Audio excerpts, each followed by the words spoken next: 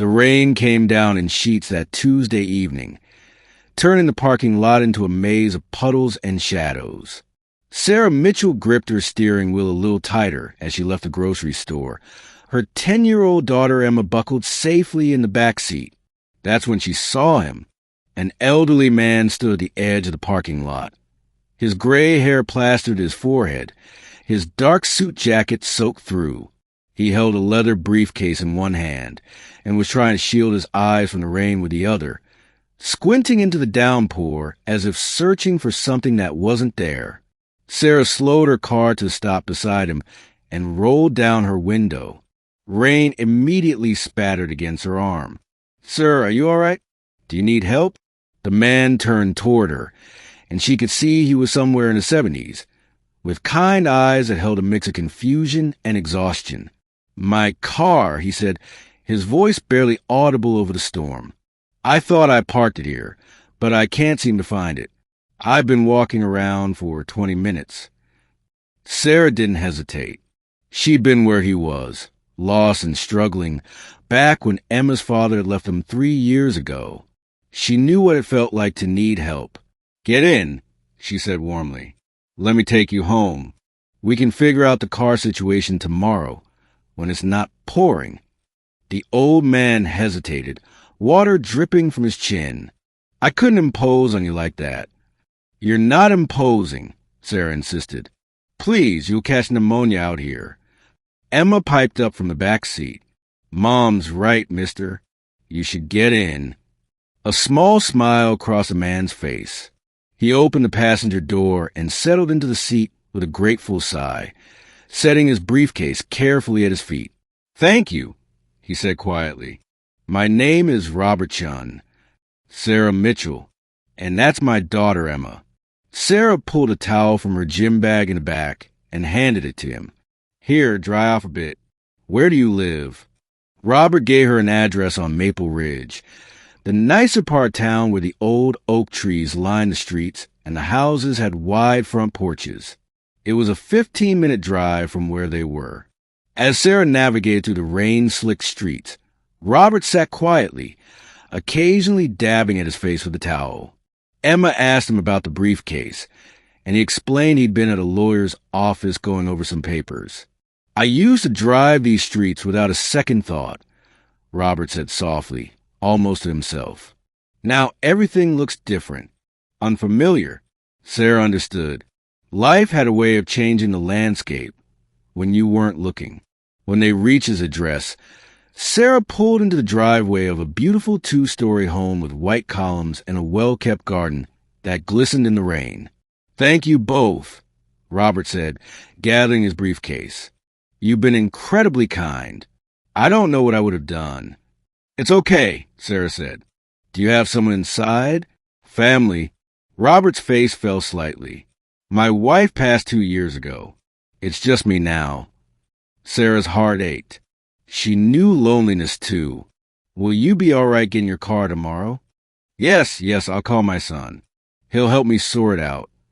Robert opened the door, then paused. "You know, my wife always said there were still good people in the world." She was right. The next morning, Sarah was running late for her shift at the diner where she waitressed. She'd overslept. Emma had missed a school bus, and her car had made a strange rattling sound on the way to drop Emma off. When she finally arrived at the diner, flustered and apologizing, her manager Linda told her someone was waiting for her at table 7. Sarah's stomach dropped. She wasn't expecting anyone. She grabbed her apron and walked toward the table, and there sat Robert Chin, dressed in a crisp blue shirt, looking refreshed and alert. Next to him sat a younger man in his 40s, clearly his son based on the resemblance. "Sarah," Robert stood up, a warm smile on his face. "I hope you don't mind. I wanted to thank you properly for last night." "Oh, you really didn't have to," Sarah said, feeling her cheeks flush. "Please, sit for just a moment." Robert gestured to the empty chair. His son extended his hand. "I'm David Chun. My father told me what you did. In this day and age, most people wouldn't stop. They'd drive right past. Sarah sat down, still confused. It was just the right thing to do. Robert leaned forward. Last night, after you dropped me off, I couldn't stop thinking. I called my son and told him about you. See, I've been struggling lately. My memory isn't what it used to be, and I've been feeling like a burden. But you didn't see a burden. You saw someone who needed help. He reached into his jacket pocket and pulled out an envelope. Sarah, David tells me you've been working double shifts to make ends meet. He looked into it. I hope you don't mind. Your landlord mentioned you've been trying to catch up on rent after your car broke down last month. Sarah's eyes widened. Heat crept up her neck. She'd been so careful to keep her struggles private. Please, Robert said gently, pushing the envelope toward her. Let us help you the way you helped me. There's enough here to cover what you're behind on, and a little extra for Emma. Sarah's hands trembled as she looked at the envelope. Pride warred with desperation in her chest. She'd been raising Emma alone for 3 years, working herself to exhaustion, always one crisis away from falling apart completely. I can't accept this, she whispered, even as tears began to blur her vision. You can, David said kindly. My father sold his company 5 years ago. He's been looking for ways to make his wealth mean something. You gave him something precious last night. You gave him dignity. You treated him like a person, not a problem. Robert's eyes were moist too.